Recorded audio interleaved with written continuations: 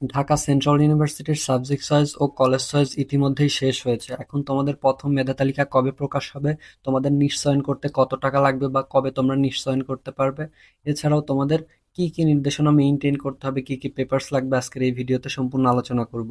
তো তোমরা যারা ভিডিওটি দেখছো তোমাদের অনুরোধ প্রথম থেকে শেষ পর্যন্ত দেখার জন্য, এবং তোমরা যারা আমার এই চ্যানেলে নতুন, অ্যাডমিশন রিলেটেড সকল আপডেট ভিডিও পেতে এই চ্যানেলটি এখনই সাবস্ক্রাইব করে রাখো।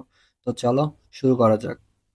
ঢাকা সেন্ট্রাল ইউনিভার্সিটি কর্তৃক একটি বিজ্ঞপ্তি প্রকাশিত হয়েছে যে এত দ্বারা সংশ্লিষ্ট সকলের অবগতির জন্য জানানো যাচ্ছে যে ঢাকা সেন্ট্রাল ইউনিভার্সিটির সংযুক্ত কলেজসমূহে 25-26 শিক্ষাবর্ষে বিজ্ঞান, ব্যবসায় শিক্ষা, কলা ও সমাজবিজ্ঞান ইউনিটের ভর্তি পরীক্ষার ফলাফল প্রকাশিত হয়েছে এবং ভর্তি পরীক্ষায় উত্তীর্ণদের তোমাদের যে বিষয় চয়েস ইতিমধ্যে শেষ হয়েছে এবং বিষয় ও কলেজ চয়েসের নাম তালিকা প্রকাশ হবে 3 আগস্ট 2026 রাত 10টাতে, অর্থাৎ তোমাদের প্রথম মেধা তালিকা প্রকাশ হবে 3 আগস্ট, এবং তোমরা ভর্তি ফি প্রদান এবং নিশ্চয়নের তারিখ হচ্ছে আগামী 4 আগস্ট থেকে 12ই আগস্ট রাত 12টা পর্যন্ত। তো তোমরা অনেকেই একটা বিষয় নিয়ে কনফিউশনে থাকো যে তোমরা যদি প্রথম মেধা তালিকায় স্থান পাওয়ার পর তোমরা যদি ভর্তি না হও তাহলে তোমরা কি পরবর্তী মেধা তালিকায় ভর্তির জন্য বিবেচিত থাকবে? না, তোমরা যদি প্রথম মেধা তালিকায় স্থান পাওয়ার পরেও তোমরা যদি ভর্তি না হও তাহলে পরবর্তীতে কিন্তু তোমরা আর ভর্তির জন্য বিবেচিত হবে না। তো তোমাদের প্রথম মাইগ্রেশনের তালিকা প্রকাশ করা হবে 14ই আগস্ট। প্রথম মাইগ্রেশনের তালিকা অর্থাৎ দ্বিতীয় মেরিট লিস্ট এবং প্রথম মাইগ্রেশনের তালিকা 14ই আগস্ট রাত 10টার সময় পাবলিশড করা হবে, এবং প্রথম মাইগ্রেশনের ফলে নির্বাচিত প্রার্থীদের ভর্তি ফি প্রদান এবং নিশ্চয়নের তারিখ এবং বিষয় চয়েস বা পরিবর্তনের তারিখ 15ই আগস্ট থেকে 19 আগস্ট পর্যন্ত, অর্থাৎ তোমাদের 14 তারিখে দ্বিতীয় মেরিট দিলে তোমরা 15 থেকে 19 তারিখের মধ্যে তোমাদেরকে ভর্তি সম্পন্ন করতে হবে। এবং তোমাদের দ্বিতীয় মাইগ্রেশনের রেজাল্ট অর্থাৎ তৃতীয় মেরিট লিস্ট 20 আগস্ট প্রকাশিত হবে, এবং দ্বিতীয় মাইগ্রেশনের ফলে নির্বাচিত প্রার্থীদের ভর্তি ও নিশ্চয়ন 21 আগস্ট থেকে 23 আগস্ট পর্যন্ত, এবং বিষয় ও কলেজ উল্লেখ করে চূড়ান্ত তালিকা প্রকাশ করবে 25 আগস্ট, অর্থাৎ ফাইনালি যখন তোমাদের মেরিট দেওয়া শেষ হয়ে যাবে তখন তোমাদের ফাইনালি যার যে কলেজ আসবে সেই কলেজে চূড়ান্ত ভর্তি তোমাদেরকে হতে হবে, এবং তোমাদের ক্লাস কিন্তু শুরু হবে 6 সেপ্টেম্বর 2026 থেকে।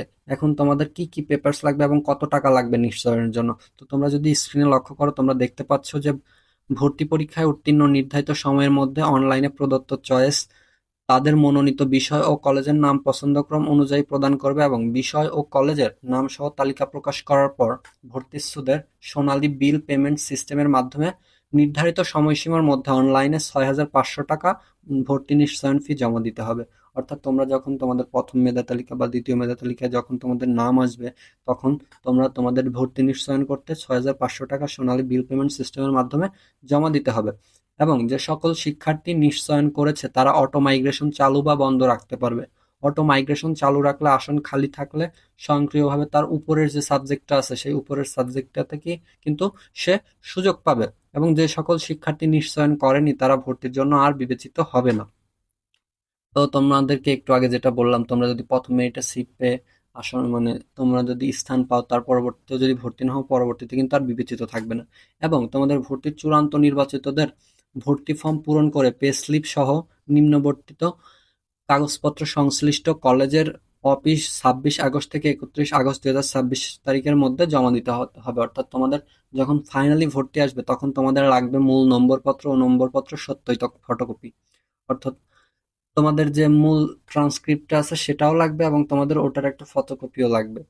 দ্বিতীয়ত তোমাদের লাগবে প্রার্থীর সর্বশেষ যে শিক্ষা প্রতিষ্ঠান থেকে উত্তীর্ণ হয়েছে সেই শিক্ষা প্রতিষ্ঠান কর্তৃক প্রশংসাপত্র লাগবে তোমাদের। তার পরবর্তীতে তোমাদের লাগবে এইচএসসি পরীক্ষার প্রবেশপত্র ফটোকপি এবং এসএসসি রেজিস্ট্রেশন কার্ডের ফটোকপি ও 5 কপি পাসপোর্ট সাইজের ছবি। এই কাগজগুলো তোমাদের ফাইনাল ভর্তির সময় লাগবে। তো আশা করি তোমরা সবাই বিষয়টি বুঝতে পেরেছো। দেখা হবে নতুন কোনো ভিডিওতে। ততক্ষণ পর্যন্ত সবাই ভালো থাকো, সুস্থ থাকো। আসসালামু আলাইকুম।